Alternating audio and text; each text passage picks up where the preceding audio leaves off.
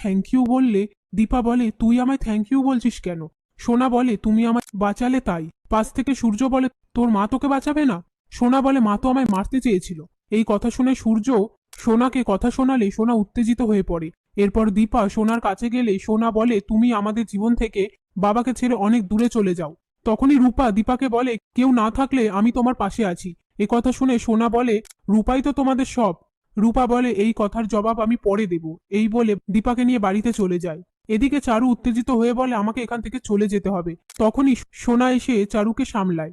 ওদিকে দীপা সবার সামনে বলে, আমার মেয়ে নিজের কর্তব্য পালন করেছে। ও চারুকে একা ছাড়তে চায় না, তাই ও এমন করেছে। তখনই রূপা দীপাকে একটা ঘরে নিয়ে এসে বলে, তুমি এখন রেস্ট নাও।